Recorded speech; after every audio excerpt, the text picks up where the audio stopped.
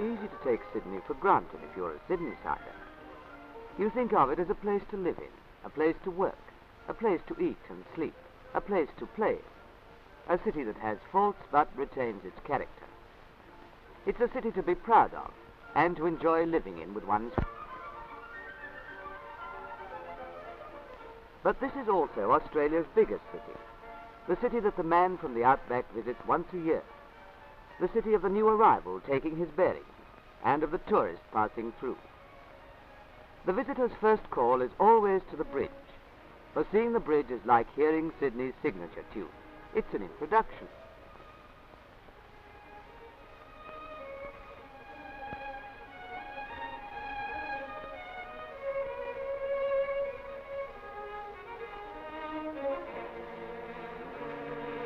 There's always wonder in the big, bold patterns of the network of steel criss-crossed against the sky. All through the day, the traffic pours into the city over the 6 laneways, and the railways and the trams carry an equal share. Perhaps even more important to Sydney's progress is the ocean traffic passing underneath, great hulls from all the ports of the world threading the harbour's safe, wide channels. From the top of the pylon, the stranger gets his best view of the city and of the harbour.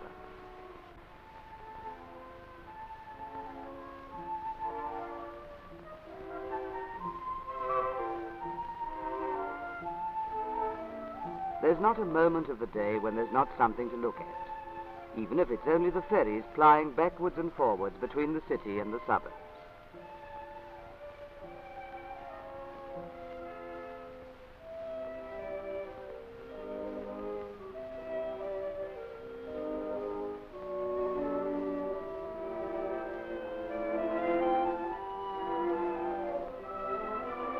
Circular Quay, on the south side of the harbour, is one of the main approaches to the busy shopping streets of the central city, where the gay tempo of the pavements is set against the massive, tranquil architecture of the buildings.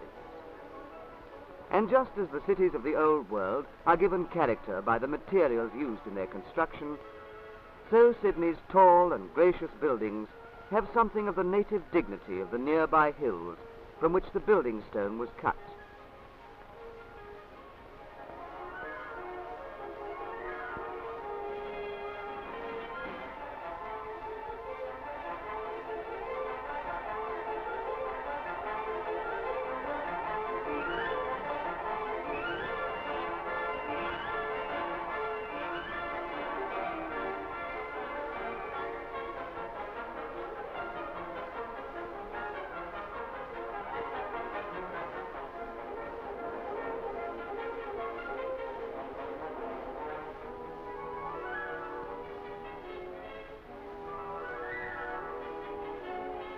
The conservative ideals and traditions of the earliest builders kept the old Sydney strongly reminiscent of a European city, but the modern buildings reflect a more independent thought and have modernized the skyline.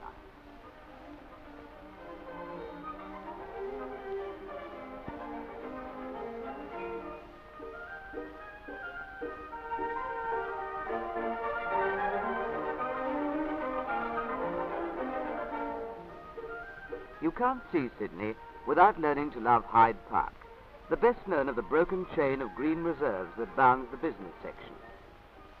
Here Queen Victoria, on a pedestal on the northern boundary, turns sternly aside from the Archibald Fountain, with its pagan spray-washed bronze gleaming in the strong light.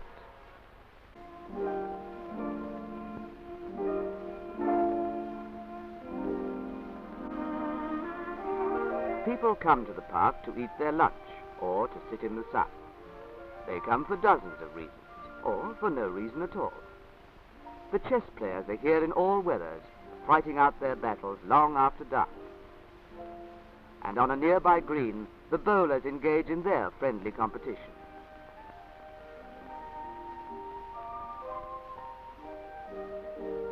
For the younger and more active, there are more strenuous sports.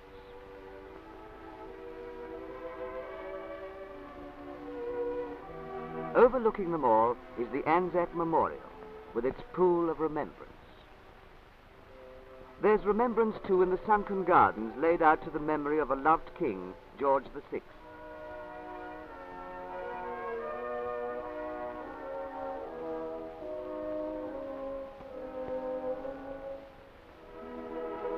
From anywhere on the lawns, the blunt square towers of St. Mary's dominate the northeast landscape.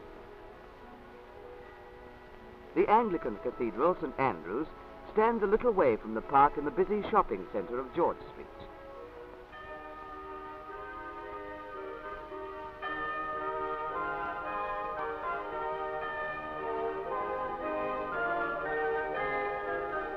Most of Sydney's churches in the older suburbs and in the central city have a quiet and cultured dignity. But these spires testify to the devotion of Sydney's sun worshippers, an ardent community. There's not another city in the world has so many beaches, so many places in which to play. There's a score of ocean beaches, and on days like this, every one is crowded. Perhaps not all so packed as Bondi, a name that's become synonymous for weekend Sydney throughout the length and breadth of the world.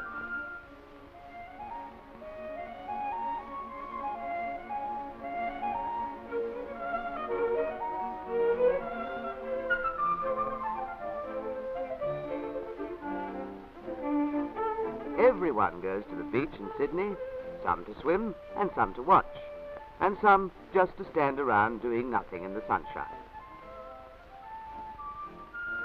And who knows, if you're pretty enough and you wait long enough, well, sooner or later, you might catch the eye of a cameraman.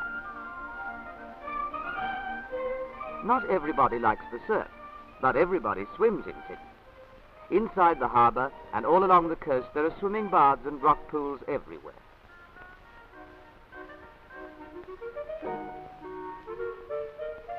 The city's youngsters live in the water half the year, or on its edges.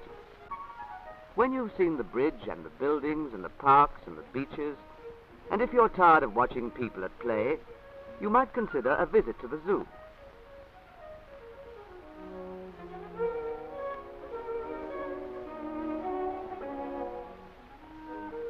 Taronga Park will compare with zoos anywhere in the world.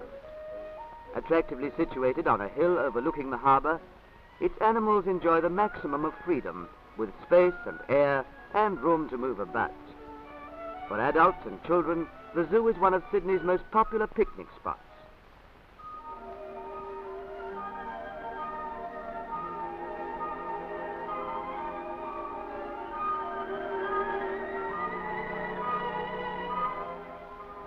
In Sydney, there is always the harbour. Nearly everyone shares in it one way or another. And the luckiest residents have homes upon its shores.